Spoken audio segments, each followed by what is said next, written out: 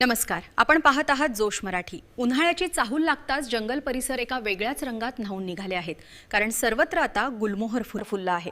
वसंत ऋतूच्या आगमनासोबत अमरावती जिल्ह्यातील गोंड वाघोली परिसरात पळसाच्या झाडांना दिमाखदार बहर आला असून संपूर्ण जंगल आणि डोंगररांगा केशरी रंगाने न्हाऊन निघाले आहेत.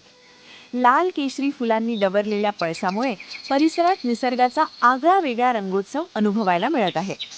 गोंड वाघोली येथील डोंगर जणू पळसाच्या झाडांनी वेढलेले दिसत असून दूरवरून पाहताना संपूर्ण रांग केशरी झगमगाटाने उजळलेली भासते.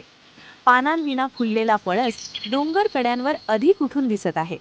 जंगलात तसेच रस्त्यांच्या कडेला, शेतांच्या बांधावर आणि ओसाड जमिनीतही पळसाची झाडे फुलांनी बहरली आहेत.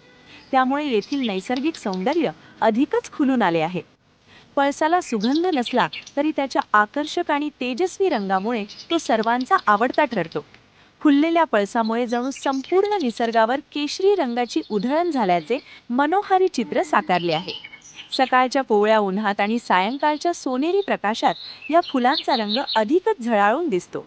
पूर्वी धुळवड सणासाठी नैसर्गिक रंग तयार करण्यासाठी पळसाच्या फुलांचा वापर केला जात असे. आयुर्वेदिक दृष्ट्याही पळसाचे महत्त्व मानले जाते. पर्यावरणपूरक रंगोत्सवाचा संदेश देणारा हा वृक्ष आजही निसर्गप्रेमींना मोहिनी घालत आहे. सध्या गोंड वाघोली परिसरातील पळसाच्या झाडांवर फुलांची दाटी पाहायला मिळत असून पर्यटक व नागरिक या निसर्गरम्य दृश्याचा आनंद लुटत आहेत. केशरी तांबड्या फुलांनी बहरलेला पळस जणू निसर्गाने पेटवलेला दीपच असल्याचे भासते. जोश मराठी, अंजनगाव, सुरजी.